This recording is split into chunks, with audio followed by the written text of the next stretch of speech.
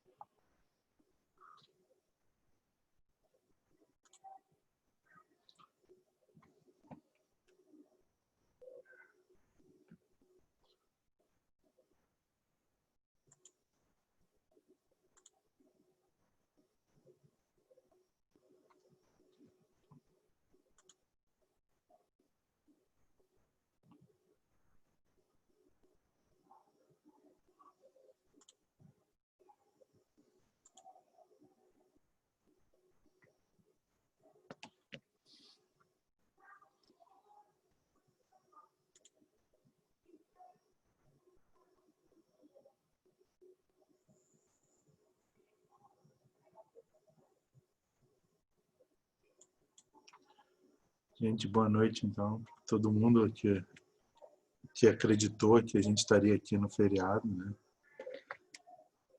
Ainda respeitando um pouco da quarentena, e também médico não tem muito feriado, né? Então a gente está aqui para dar aula, para conversar, na verdade, né? E, como sempre, eu espero que esteja todo mundo bem, que tudo esteja bem. Hoje a gente vai falar um pouquinho sobre o exame clínico, né? Correlação clínica do paciente em coma. Não tem como a gente ter um caso clínico, porque o caso clínico já é o fato do nosso paciente estar em coma, né?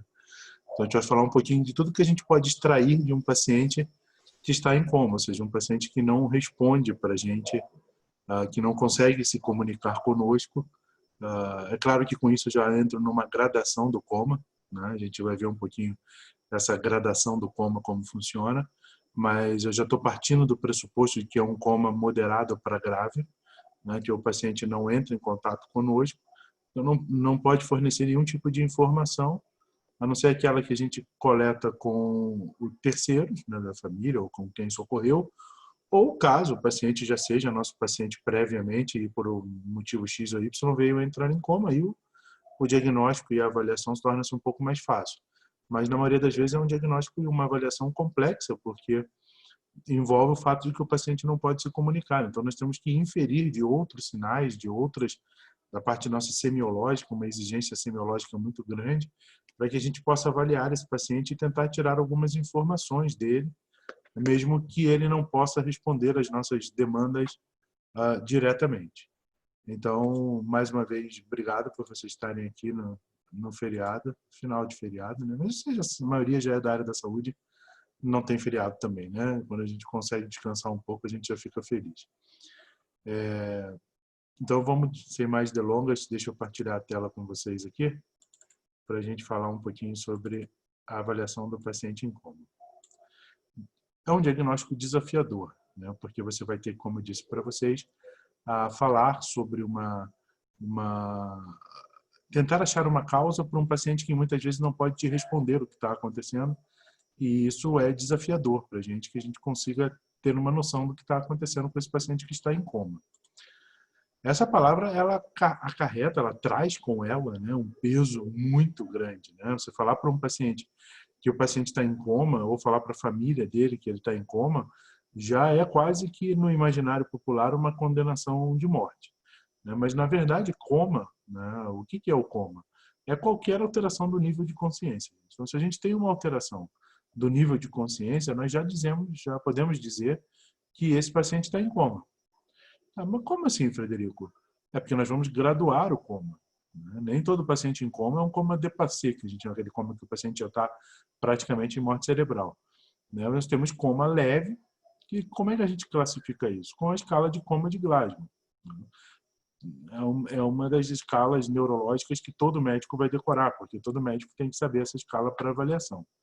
Na escala de coma de Glasgow, para avaliação, vocês já conhecem, eu não vou ficar repetindo os quesitos que nós utilizamos na escala de Glasgow, mas a escala de Glasgow ela varia entre 12 e 13, né? Na verdade, ela varia entre 3 e 15, mas quando a gente tem aqui 12, 13 saiu um pouquinho errado, até 14, né?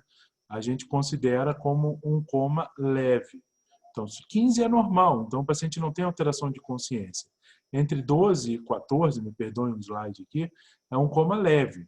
O paciente está em coma, ele tem uma alteração cognitiva, ele tem uma alteração de consciência. Mas é um coma leve, Glasgow 14 ele consegue te responder, ele diz onde está doendo, etc.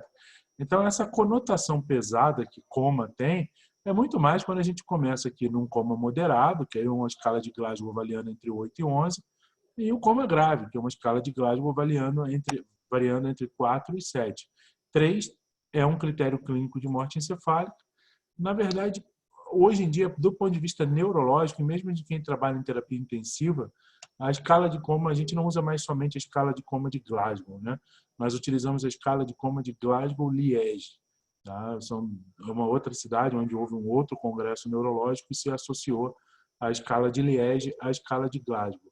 Se eu não me engano, no final eu trouxe a escala de Liège. Se eu não trouxe, me lembrem no final que eu dou para vocês essa classificação. E a escala de Liège, ela é um acréscimo à escala de Glasgow, mas que o último ponto da escala de Liège, na verdade, não é um ponto, é 0. Para que continue a nossa escala de Glasgow-Liège, variando entre 3, tá? Para que a gente não confunda mais a cabeça das pessoas, 3 continua sendo critério de morte encefálica, mas aí a escala passa a variar até 20. Né? Então, a gente usa o nome dessas duas cidades.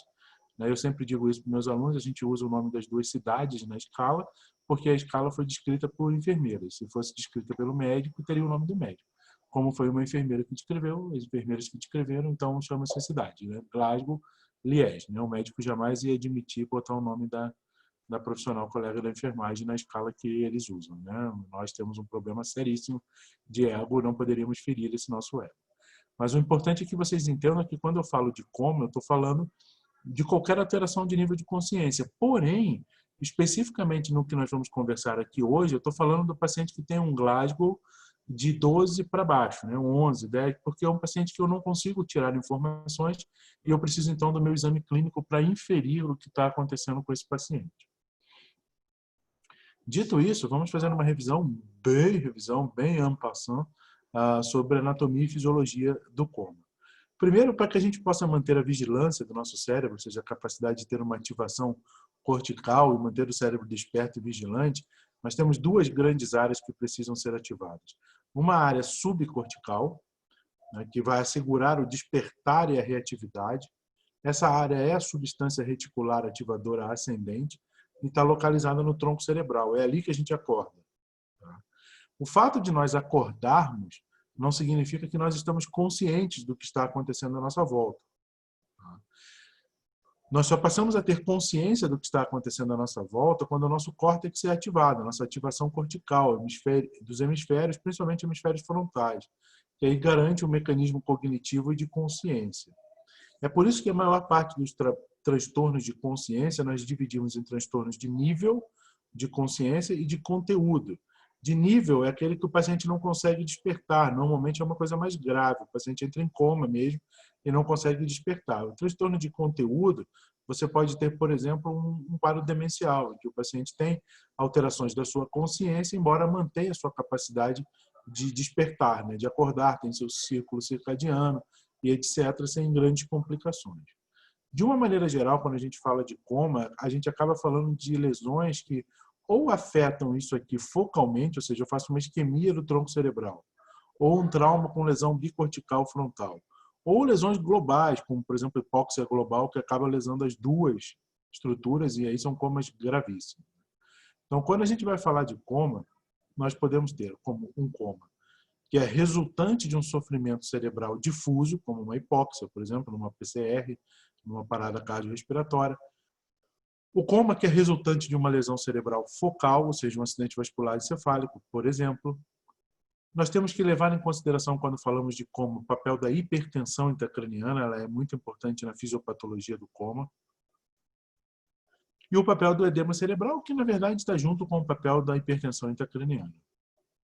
e quando os pacientes têm algum tipo de atividade que leva a uma atividade epilética, algum tipo de lesão que provoca o coma, que leva a uma atividade epilética, porque crises convulsivas de repetição vão fazer com que nós tenhamos períodos refratários, além de aumentar o edema cerebral, além de aumentar a chance do paciente permanecer em coma sem capacidade de despertar.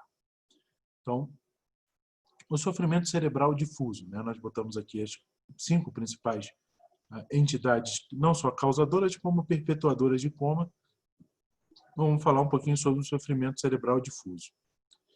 O que é um sofrimento cerebral difuso, gente? Como o próprio nome já diz, é um sofrimento que afeta todo o encéfalo. Então, quando é que nós temos lesões que afetam todo o encéfalo? Lesões tóxicas, insuficiência renal, por uremia, insuficiência hepática, por amônia, metabólica, né? Tem hiponatremia grave, trauma vascular, hemorragia, encefalopatia hipertensiva, infecciosos, meningites, encefalites, epiléticas, estado de mal epilético.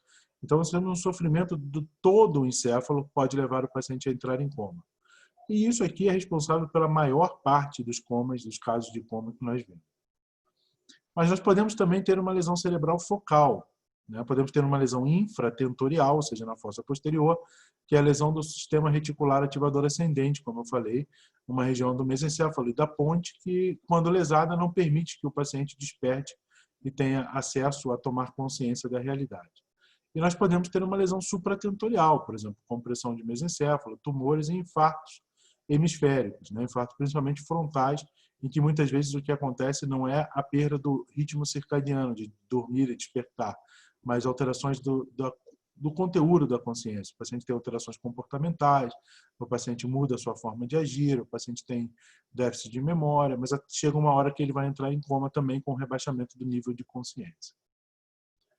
E as lesões hemisféricas, então, herniações transtentoriais, compressões mesencefálicas, etc.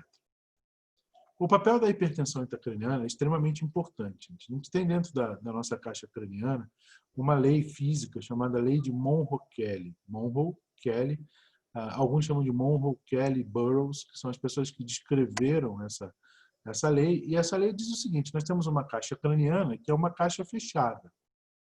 Dentro dessa caixa fechada, nós temos sangue venoso, em azulzinho, sangue arterial e líquor. Tá? E o cinzinho aqui, o tecido cerebral. Se um desses 3 componentes, sangue, tecido cerebral ou líquor, aumentam, os outros têm que sair. Porque a nossa caixa craniana é fechada, não cabe mais nada lá dentro.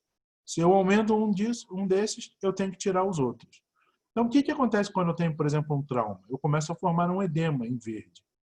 E aí, quando você olha a tomografia do paciente, por exemplo, isso é uma coisa para vocês levarem para a vida prática, aqueles que vão trabalhar em pronto-socorro ou atenderem pacientes com trauma de crânio, quando você olha a tomografia do paciente e os ventrículos, todos os sulcos cerebrais sumiram, você não consegue mais ver líquor, é porque provavelmente você está nessa fase aqui. Você tem uma pressão intracraniana ainda normal, mas porém ela está normal à base de compensação. Está se jogando fora sangue venoso inicialmente, depois se joga fora líquor, e se você não tirar o edema ou o hematoma que está sendo formado por um sangue arterial ou um tumor que cresceu no cérebro, essa pressão intracraniana vai continuar aumentando, ou o edema pelo trauma, até o ponto que você não consegue mais tirar sangue venoso, não consegue mais tirar líquor. Aí você começa a perder sangue arterial. E aí, quando você começa a perder sangue arterial, você piora o edema cerebral por lesões químicas. E aí você piora a necessidade de retirada de sangue, aí piora o edema. Ou seja, quando você chega nessa fase aqui, de uma pressão intracraniana descompensada, dificilmente você vai conseguir reverter. Então, o objetivo de todo neurointensivista, de quem trabalha com neurologia, é que a gente chegue no máximo a essa fase de compensação para que possamos intervir e tomarmos medidas necessárias para diminuir a pressão intracraniana, que é extremamente importante na formação do coma. E às vezes, mas às vezes a gente entra em coma progressivamente, mesmo com hipertensão intracraniana. Por quê, Frederico? Porque um outro grande conceito importante para quem vai trabalhar com neurointensivismo é a curva volume-pressão de Langevin. A curva volume-pressão de Langevin, ela leva em consideração uma coisa chamada elastância e complacência cerebral. Tá? O que é complacência? É a capacidade que o cérebro tem de aceitar aí um aumento de volume dentro da caixa craniana. E elastância é a capacidade que o cérebro tem de ser deslocado para que esse volume se acumule. Então, quando você começa a acumular no volume, seja ele por um tumor, seja ele por uma hemorragia, seja por qual motivo for, há uma alta complacência, uma baixa elastância. O cérebro ainda não está sendo deslocado e ainda tem uma capacidade de receber um aumento de volume. Esse aumento de volume continua, vai havendo um equilíbrio por aquela retirada de líquor e de sangue. Chega um momento que você não consegue mais equilíbrio, e aí você tem uma baixa complacência, ou seja, não cabe mais nada, e uma alta elastância. O cérebro já foi muito empurrado para o lado. E a partir dali, o aumento da pressão ela é exponencial, ela não é mais uma pressão que vai aumentando lentamente, ela aumenta de maneira exponencial, e aí você perde o paciente, entra em coma e vem a óbito rapidamente. Então, a gente tem que intervir antes que isso aconteça na nossa fisiopatologia da formação do coma. E a atividade epilética? Qual a importância dela quando a gente está falando sobre a questão do coma? A importância da atividade epilética ele é um dos fatores agravantes mais comuns em coma. E tem o grande perigo ainda, das vezes o paciente está em coma, já está sedado, por exemplo, já está num aparelho de ventilação mecânica e você não consegue ver que o paciente mantém fazendo atividade epilética. Porque você não consegue ter o fenótipo da crise, você não consegue enxergar a crise convulsiva. Às vezes você precisa monitorizar um eletroencefalograma, botar um monitor igual um monitor cardíaco, só que um monitor de eletroencefalo, para que você veja que está havendo uma onda convulsiva. Uma das suspeitas que você tem que alguma coisa está agravando é quando você resolve o problema de base. Eu tirei o tumor, eu tirei a hemorragia, consertei a hipóxia, melhorei a parte tóxica, melhorei a parte metabólica do paciente. Não tem mais motivo para ele continuar em coma e ele continua em coma. Você tem que suspeitar que provavelmente há um outro fator agravante por detrás disso. E aí, muitas vezes, só a monitoração do eletroencefalograma vai permitir que a gente perceba o paciente em estado de mal epilético. Bom, e aí o que a gente faz então na nossa abordagem a esse paciente, né? Quem me conhece de sala de aula sabe que eu gosto muito de dizer assim bem praticamente o que a gente faz, né? O que a gente precisa fazer quando vai abordar o paciente, quando vai avaliar o paciente, quando a gente vai ficamos às vezes meio perdidos, falando, não, a parte neurológica é muito complexa, é muito grande, é muita coisa, nem sempre, gente. Então eu acho que tem uma parte que assim que não é para o neuro, não é para o especialista saber, mas é uma parte que todo médico deve saber. Tá? A gente não pode deixar de saber essa parte. Então, como é que nós abordamos esse paciente na anamnese? Fazemos uma boa anamnese, mas como vou fazer uma boa anamnese se é um paciente que está em coma? Então, tem algumas características. Um bom exame geral e, obviamente, nós temos um exame neurológico, que tem algumas peculiaridades, diferente de tudo que a gente viu até agora ao longo desses nossos encontros, tem algumas peculiaridades do exame neurológico do paciente em coma. Então, o que nós fazemos na anamnese? O máximo de informações com a peculiaridade, então, de não se poder falar com o paciente. Então, onde é que você vai buscar isso? Prontuário antigo, médico assistente, entra em contato se a família disser que aquele paciente tem um médico assistente, se você estiver na emergência, se não for você, né? Com quem socorreu na rua, com quem presenciou o trauma, com quem viu o paciente passar mal. Tente tirar todas as informações possíveis e imagináveis para que você possa ter uma ideia do que está se passando com o paciente. Principalmente se a gente conseguir entender os antecedentes, né? Principalmente sobre relacionados à toxicidade, ao uso de anticoagulantes, ao uso de drogas, por exemplo. Se você conseguir entender e tiver informações a isso, é extremamente importante para pensar numa causa para o nosso coma. E avaliar sempre se esse coma foi de uma instalação súbita, o paciente estava bem, subitamente entrou em coma. Ou é aquilo que vem progressivamente ocorrendo para o paciente entrar em coma. Na maioria das vezes, meus alunos não aguentam mais ouvir eu dizer isso, mas na maioria das vezes, uma instalação súbita em neurologia e neurocirurgia nos indica uma causa vascular, enquanto que uma instalação progressiva nos indica uma causa progressiva, um tumor que está crescendo, um hematoma que vem crescendo lentamente, é uma causa que progride no tempo. A instalação súbita normalmente nos leva a pensar na possibilidade de uma lesão vascular. E no exame clínico, então? A primeira coisa que a gente precisa fazer no exame clínico do nosso paciente é um exame médico.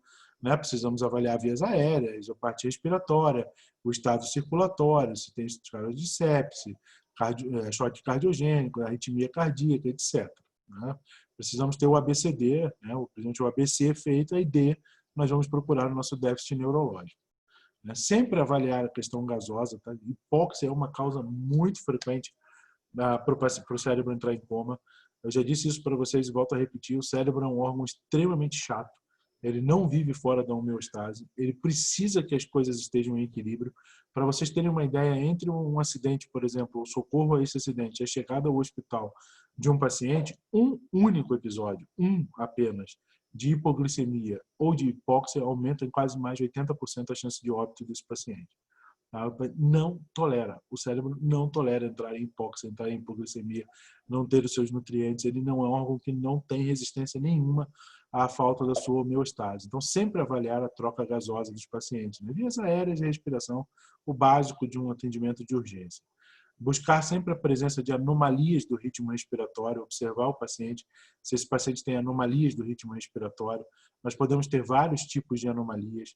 O paciente pode ter ataque apneico, ritmo de Cantane, ritmo de Kussmaul, ritmo de Cheyne-Stokes, ritmo de Biot, dispneia suspirosa. A dispneia suspirosa solta. Isso normalmente é sinal de um transtorno psiquiátrico, um transtorno de ansiedade grave. Mas nós temos ritmos, como, por exemplo, o ritmo de Cheyne-Stokes. O paciente começa inspirando, vai inspirando cada vez mais profundamente, depois ele vai diminuindo, tem um período de apneia, depois ele começa a inspirar de novo. Esse é um ritmo normalmente associado a lesões de mesencéfalo. Esse ritmo de Biot normalmente é um ritmo relacionado a lesões de tronco cerebral, não tem um ritmo, na verdade. É totalmente arrítmico, você está perdendo o centro de controle respiratório. Então, avaliar o ritmo respiratório do paciente já pode lhe dar informações conjuntas de um paciente que não fala, para você poder localizar a lesão. E o exame neurológico em si, que é o que importa para a gente aqui, né? Na ausência de cooperação do paciente, então, os dados do exame neurológico normalmente são limitados. O que a gente pode fazer? Estudo dos reflexos tendinosos, estudos do reflexo cutâneo plantar, do tônus, e uma técnica particular de exame da reatividade dolorosa e da motilidade ocular intrínseca e extrínseca. Basicamente é a isso que se restringe o nosso exame de um paciente em coma. Então, o que nós fazemos no exame? Ao nível da face, nós vamos avaliar a abertura ocular, a orientação do olhar para o examinador e a mímica facial, para avaliar se o paciente tem uma lesão do sétimo nervo craniano. Nós já abordamos a questão de uma lesão central do sétimo nervo craniano, né, que é uma lesão que pega apenas a porção inferior da face, ou pega cruzado, e uma lesão periférica. E como é que a gente estimula isso num paciente em coma? O paciente em coma terá a peculiaridade de que o exame será feito com estímulos álgicos, né, com estímulos dolorosos. Então, você pega aqui supraorbitário e aperta na emergência da raiz do nervo trigêmeo, e você vai, se o paciente sentir dor, ele vai normalmente enrugar a testa, né, e enrugar a face por dor. Então, você vai ver se há motilidade ou não quando ele enruga a face, quando ele reage à dor da face, se você tem uma lesão do nervo facial, por exemplo. Isso é uma lesão central. E lembrando do último encontro nosso de nervos cranianos, quando você tem uma lesão central, você tem uma lesão ao nível da ponte. Então, você está dizendo se o tronco cerebral desse paciente está íntegro, pelo menos ao nível da ponte, ou não. Está com um estímulo fácil, um estímulo álgico ao nível da face. O que mais nós fazemos na reatividade dolorosa? Ao nível dos membros, nós temos respostas que são apropriadas ou inapropriadas. Apropriadas são aquelas que se dirigem ao estímulo doloroso. Você faz o estímulo álgico, o paciente dirige a resposta motora em direção ao estímulo álgico, tá? Que é para que você possa localizar o estímulo álgico na escala de Glasgow. Se você consegue mover, por exemplo, normalmente a gente faz no externo, né? Todo mundo já viu a gente comprimir o externo, dói para burro, né? Se comprimir o seu aí, você vai ver que dói muito, aqui no ângulo de Louis. E aí o paciente ele vem com a mão para tentar tirar o estímulo. E se ele vem com as duas mãos, o que significa? Que ele não está hemiplégico. Tá? Se ele vem com uma mão só e a outra fica parada, significa que provavelmente ele está plégico. Então, num exame álgico facilmente feito, você consegue ver isso. Você pode ver, é um pouco de tortura, mas é para examinar o paciente, você pode ver na mão do paciente. É por isso que nesses exames a gente não pede para ficar 30 pessoas, 30 acadêmicos estimulando audicamente o paciente. Um faz e todos os outros veem. Você pode ir na unha do paciente, né? Aperta uma caneta na unha, dói pra caramba, ele retira a mão, ou seja, aquele lado ele está mexendo. Você vai na outra e faz a mesma coisa. Mexeu os dois lados, mexeu as duas pernas, ele não está plégico. Não há um sinal de plegia para esse paciente. Essa é uma resposta apropriada, quando ele localiza a dor. Mas você pode ter respostas inapropriadas, que são respostas lentas, estereotipadas e não têm finalidade aparente. Que tipo de respostas são essas?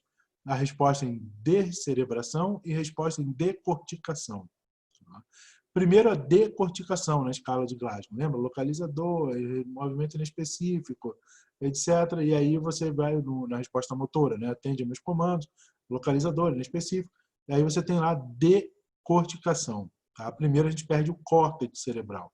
E o movimento de decorticação é o bonequinho aqui de cima. Você estuda o estímulo álgico do paciente e o paciente ele vai fletir os membros superiores e hiperestender e rodar os membros inferiores. Rodar internamente os membros inferiores com hiperextensão. Isso é um sinal de decorticação, ou seja, meu tronco cerebral está preservado, mas meu córtex já não está mais. E quando eu agravo mais ainda isso, eu tenho um sinal de descerebração. Eu tanto hiperestendo membros superiores quanto inferiores. É o sinal de que todo o meu cérebro, incluindo o tronco cerebral, já foi para o espaço. Não apenas o córtex cerebral, todo o cérebro. Então, ele já está na iminência de uma herniação final, esse paciente vai morrer. É quando a gente vê o paciente em Glasgow 4, ou seja, está na iminência de entrar em óbito para critério de morte encefálica. Então, tudo isso nós podemos inferir com o exame álgico. E o exame dos olhos? Isso é extremamente importante, que muitas vezes o paciente está sedado, curarizado, nem o estímulo álgico você consegue, né? Então, você vai ver os reflexos palpebrais, o estudo das pupilas e a posição dos globos oculares.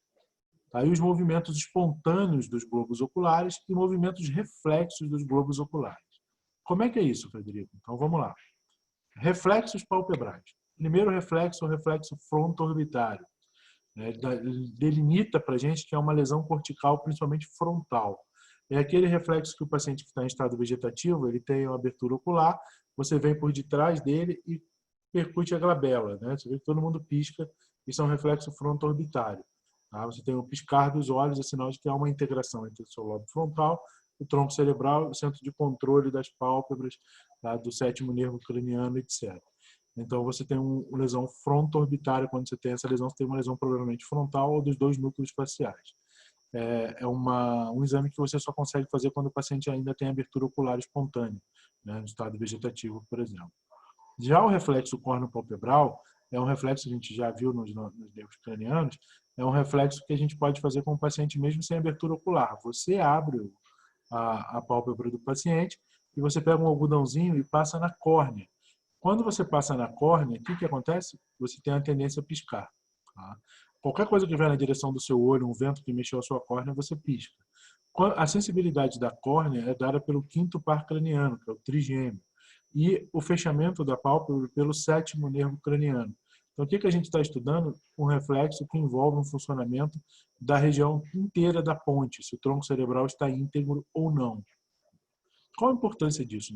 Um paciente em coma Glasgow 3, ele está em morte cerebral.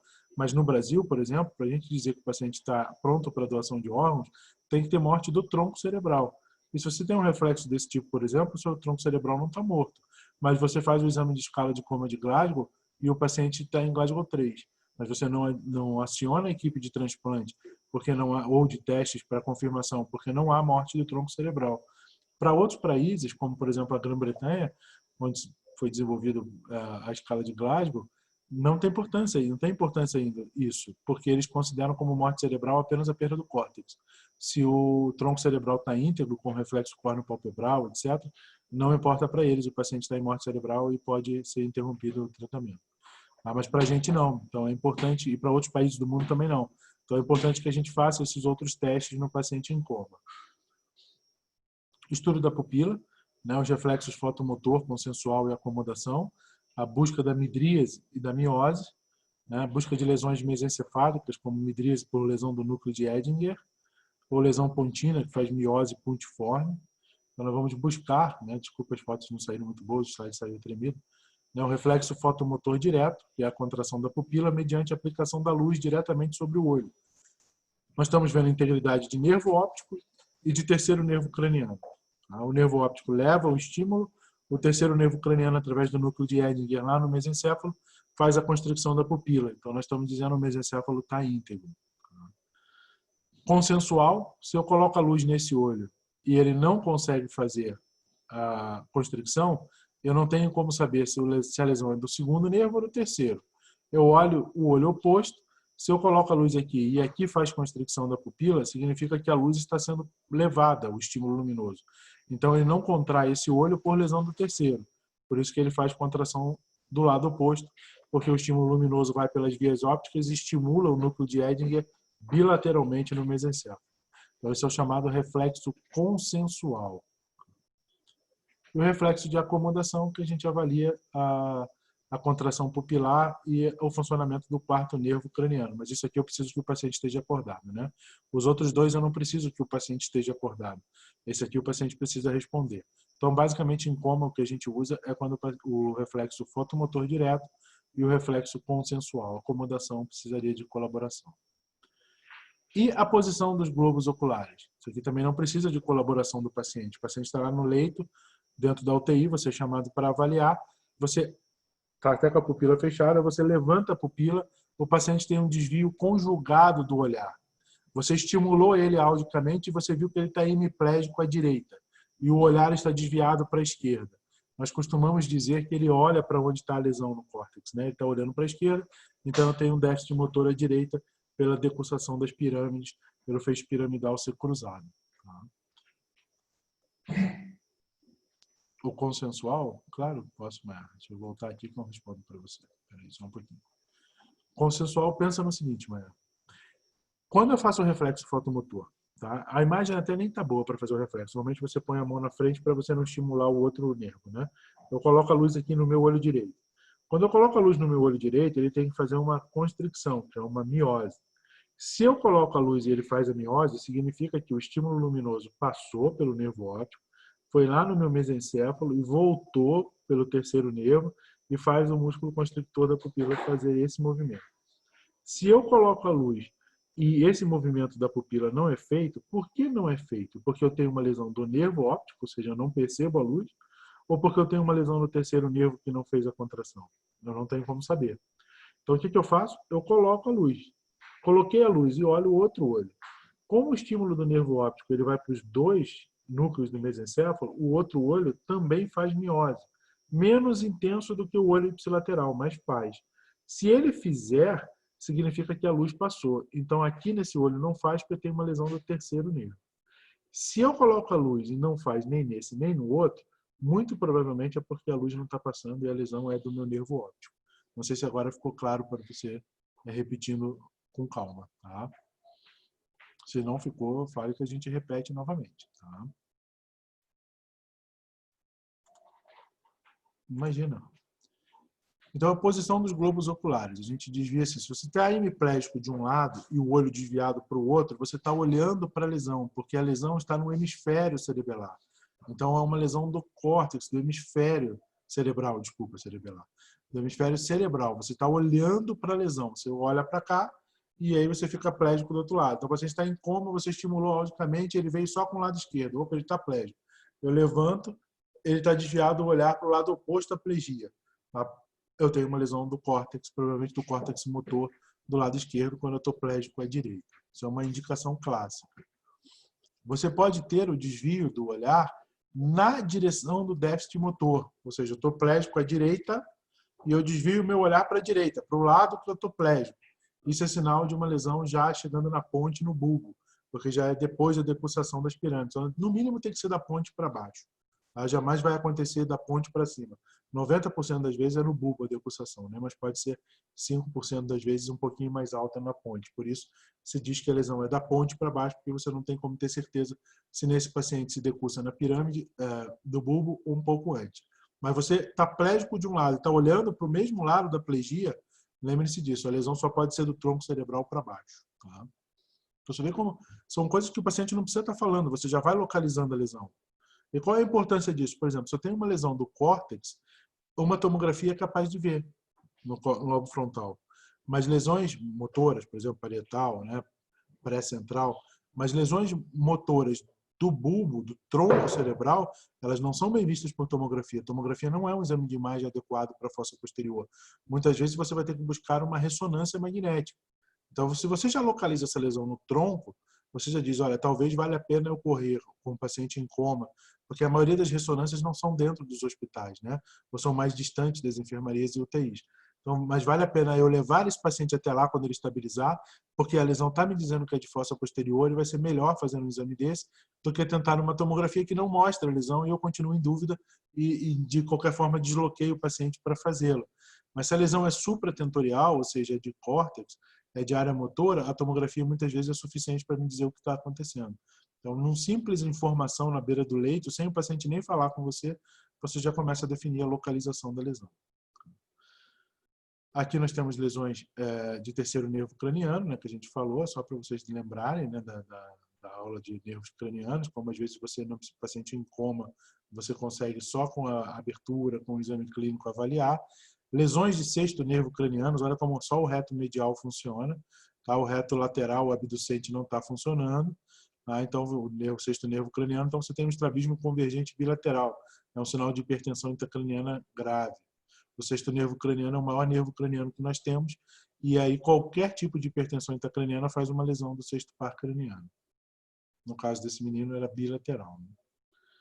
E os movimentos espontâneos do córtex cerebral, né? O que são esses movimentos do globo ocular? Desculpa. O que são os movimentos espontâneos do globo ocular? Quando você abre o olho do paciente, ele tem um movimento errático. Quem já viu um paciente em coma percebe que às vezes o olho fica vagando na órbita quando você abre. Normalmente isso aparece no coma leve a moderado e vão desaparecer no coma profundo. Tá? Isso aqui significa que há um distúrbio dos centros da mirada ocular, da capacidade de controle do movimento ocular em conjunto. Tá? Se aparece um nistagmo nesse errático, né, você vai no movimento para cima, há um bater do olho, há um nistagmo vertical é sinal de lesão de tronco cerebral. O nistagmo lateral, né, bateu para o lado, quando o olho está indo para o lado, ele faz aquela batida, é um nistagmo lateral. Normalmente é sinal de lesão labiríntica. Quando o nistagmo é vertical, o paciente está fazendo um olhar errático, o olho vai para cima e ele faz um nistagmo. Ele fez um nistagmo vertical, é sinal de que tem lesão do tronco cerebral. Então são coisas que tem que decorar, mas são coisas que não é impossível decorar e te ajuda muito na avaliação do paciente ali em coma. Não adianta só pedir a tomografia, às vezes tem que avaliar o paciente. E os movimentos reflexos, né? Nós vamos estudar a oculomotricidade no coma grave e moderado, mas tem que tomar muito cuidado com a suspeita de TRM cervical, que vai impossibilitar o estudo. Como é que nós estudamos a oculomotricidade? Nós estamos estudando a integridade do tronco, tá? E o que mais a gente está estudando de integridade do tronco? Os núcleos do oitavo, sexto, terceiro e o córtex cerebral. E como é que a gente faz esses estudos? Né? A gente vai fazer o famoso movimento de olhos da boneca, né? Todo mundo já ouviu falar, que nada mais é do que o estudo da motilidade ocular. Tá? A gente pode fazer o estudo da motilidade ocular com o paciente acordado, né? Você já viu, todo neuro faz isso, né? Olha a ponta do meu dedo, acompanha só com os olhos. Estou examinando sexto nervo, aqui terceiro nervo desse lado, sexto nervo do lado direito. Aí você faz um movimento para o paciente fazer o movimento. Mas quando o paciente está em coma, ele não pode fazer o movimento. Então, você vai fazer o movimento pelo paciente. E como é que você faz o movimento pelo paciente? Você faz o movimento dos olhos da boneca. Então, você gira o olho do paciente de um lado para o outro. Vocês viram que girou o olho continua se movendo. Eu giro a cabeça, o olho continua para um lado, giro para cima, ele continua. E o paciente em coma vai fazer a mesma coisa. Quando você gira a cabeça para um lado, ele mantém o olho fixo, o olhar fixo para o lado oposto. Isso significa que a motilidade ocular extrínseca do paciente está íntegra. E aí você tem a lesão, você tem uma integridade do oitavo nervo, que é o que dá essa capacidade de coordenação junto com o fascículo arqueado, sexto nervo, terceiro nervo e córtex cerebral, que coordena a nossa movimentação ocular. Você só não pode fazer isso com o paciente, por razões óbvias, né? Com o paciente com trauma raquimedular. Né? O paciente tem um traumatismo raquimedular cervical, você vai fazer olhos da boneca, você, né, lesou a coluna dele definitivamente. Mas se você já sabe que não tem, você pode fazer um movimento e ter a nítida sensação de que o paciente tem a motilidade ocular dele preservada. Simples, à beira do leito e informações precisas e importantes para a gente entender, por exemplo, que o tronco desse paciente está vivo. Basicamente é isso que a gente quer saber num paciente em coma grave, às vezes sedado, às vezes em coma induzido. E como é que nós fazemos o diagnóstico diferencial do coma, então? Eu gosto sempre de métodos mnemônicos, então eu uso esse para me lembrar as possíveis causas de um paciente em coma, né? Trauma, infecção, transtornos psiquiátricos, tá? Simulação, esquizofrenia catatônica, etc. Lesões que ocupam espaço. A sigla originalmente é em inglês, tá? tumores, granulomas, etc. Álcool e outras drogas, endócrino-metabólicos, tá? Insulina, como por hipoglicemia, cetoacidose diabética, hipotireoidismo grave, todas as possíveis causas de coma. O uso de insulina é a mais comum na questão do diabetes. O paciente usa insulina, é diabético e está correndo no trabalho, não se alimenta direito e entra em coma hipoglicêmico. Oxigênio, hipóxia, ele sempre lembrar de ver as vias aéreas do paciente. Uremia, mas amônia também, insuficiência renal, insuficiência hepática são possíveis causas de coma. Então, se vocês usarem esse método mnemônico aqui, basicamente, vocês, TIPS, né, que eu chamo AIOU, você basicamente vai eliminar todas as causas possíveis de coma. Mas 90% das causas de coma vão estar aqui. As outras são muito raras. E como eu costumo dizer para os meus alunos, a gente, quando está iniciando na área da saúde, a gente fica sempre querendo ouvir um galope e achar que é uma zebra, né? Mas se você está do lado de um estábulo de cavalo, é muito mais provável que seja um cavalo do que seja uma zebra que tenha vindo da África. A gente fica muito querendo os casos mais esdrúxulos possíveis e esquece que 80, 90% das vezes a gente vai lidar com os casos comuns. E quando lidar com um caso complicado, vai ser complicado para você que está começando e para quem já está há muito tempo. Os casos difíceis são sempre difíceis. Então pense naquilo que é mais óbvio. Aqui você elimina 90% das possíveis causas de coma. E como é que a gente investiga? Obviamente, exames laboratoriais, né? Provas de função renal, hepática. Se as causas são essas, eu tenho que fazer exames laboratoriais para excluir essas possíveis causas. E exames de imagem. Algumas vezes a gente nem precisa fazer um exame de imagem, né? Essa eu tenho uma foto autorizada, tá? De publicação, um paciente nosso que atravessou um espeto de churrasco na cabeça. Então, às vezes, você não precisa saber qual é a causa do coma, ela está ali na sua frente. Mas muitas vezes você precisa de um exame de imagem. E um dos exames mais comuns que a gente usa é a tomografia. Tá? A tomografia mostrando, por exemplo, aqui tem uma contusão, um edema, um aumento de partes moles extracranianas, foi um traumatismo de crânio, e aqui está a causa que está levando o paciente a entrar em coma por hipertensão intracraniana.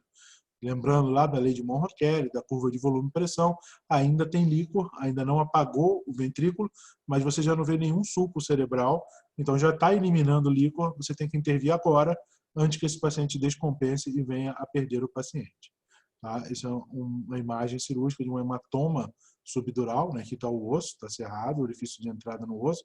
Aqui é a dura máter foi aberta, ela está rebatida para cá, e aqui tem um hematoma subdural, embaixo da dura máter. É uma das causas mais comuns de coma em paciente com traumatismo craniano. Mas você tem outras possíveis causas infecciosas, isso é a imagem de um abscesso cerebral. O paciente tinha uma doença valvar cardíaca com endocardite, lançou um êmbolo séptico, fez um abscesso cerebral. Olha como vocês conseguem ver aqui a aplicação clara da lei de Monro-Kelly.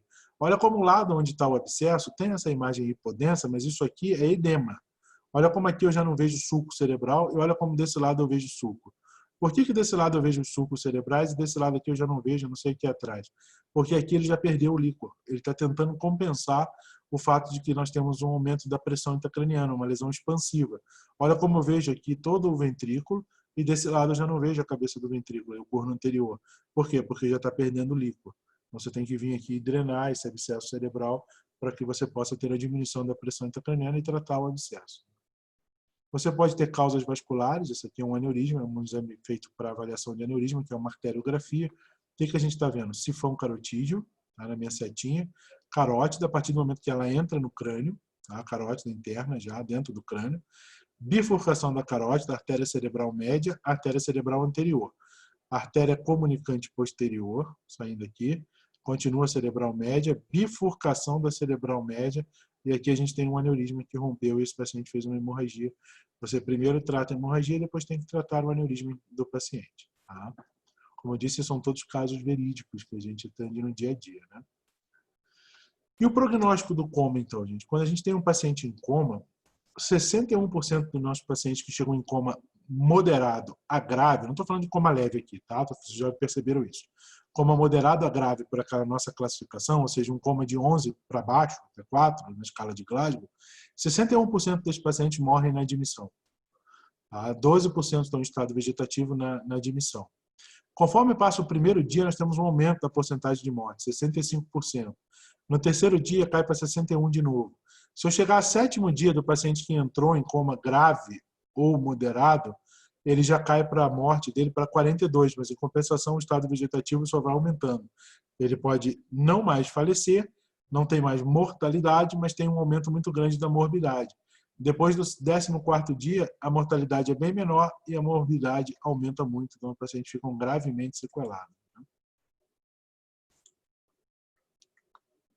E aí, para a gente encerrar tudo, né, tanto a nossa conversa de hoje quanto todos esses nossos encontros que a gente vem tendo nesse período todo, tá? O que a gente tem na escala de Glasgow? Eu disse para vocês assim, a escala de Glasgow ela é ótima, ela funciona bem, decore ela, é muito importante, mas ela tem um adendo, ela não realmente, no Brasil principalmente, na França, outros países da Europa, fora os países anglo-saxões, em sua maioria, que utilizam como critério de morte cerebral apenas a morte do córtex, né?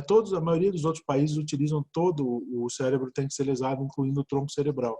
E aí a gente viu que, na verdade, a escala de Glasgow não avalia o tronco cerebral. Você pode ter um paciente em escala de Glasgow 3, mas que não necessariamente esse paciente está em morte cerebral.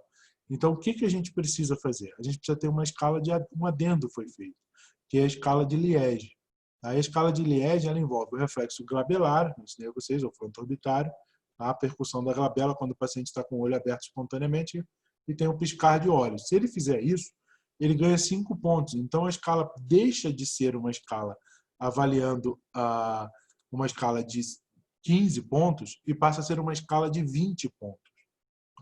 Então, ela deixa de ser entre 3 e 15, que é a escala de Glasgow, e a escala de Glasgow-Liège passa a ser entre 3 e 20 pontos, porque se ele tiver o reflexo glabelar, ele ganha 5 pontos.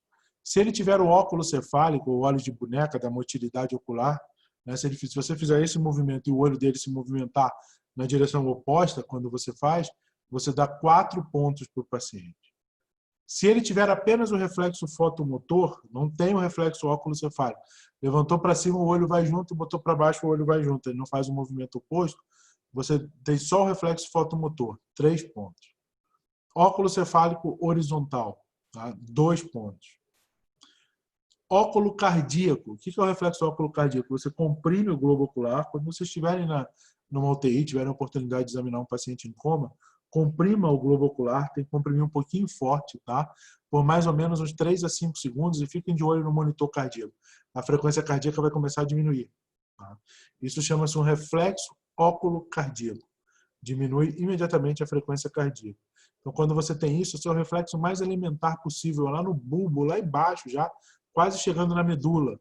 Então, você tem 1 ponto apenas quando você faz isso, porque apenas o bulbo está funcionando. Então, você daria uma escala de Glasgow-Liège 4 em 20. E se você não faz nada disso, você continua com uma escala de coma Glasgow-Liège 3 em 20. Ou seja, aí sim, você tem critério de que esse paciente está em morte cefálica, você pode abrir o protocolo, pedir uma arteriografia de confirmação, ver se ele não está usando nenhuma droga que suprima esses reflexos, etc. Todo o protocolo de morte encefálica pode vir a ser aberto. Tá? E aí continua então variando entre 3, que é morte encefálica, e 20, para não confundir a nossa cabeça no 3 de morte encefálica. Né? Porque tem gente que confunde, eu já vi escala de Glasgow 2, escala de Glasgow 1, já vi tudo isso. Então, para continuar não confundindo a nossa cabeça, entre 3 e 20. Tá? E o tratamento do coma, então, obviamente, o suporte e a causa, né, gente? Aí você tem que dar o suporte clínico para o paciente e tratar a causa do coma, esvaziar o hematoma, retirar o tumor, drenar o abscesso, melhorar a parte metabólica, diminuir uma intoxicação. Você tem que tratar a causa que está levando o teu paciente ao coma. Daqui que a gente tirou quase todas as aulas, mas aquele é a neurologia que todo médico deve saber. E muito obrigado, gente. Então, se alguém tiver alguma dúvida, quiser perguntar alguma coisa, estou aqui, mas mais uma vez eu queria agradecer muito a paciência de vocês, todos esses, eu não sei quantos meses foram isso, tudo que a gente conversou, mas foi bastante coisa, né, nessa pandemia, e que embora termine o que a gente tinha para conversar, eu estou sempre aqui à disposição, né? Vocês sabem onde me encontrar, sempre que precisar, é só entrar em contato conosco, né? Espero que tenham gostado, que tenha sido útil para vocês, e que a gente possa se encontrar outras vezes em outros momentos, sempre que precisarem. Tá? Obrigado a todo mundo pelos elogios. Tá? Eu digo sempre para meus alunos, eu sou muito ruim em receber elogios.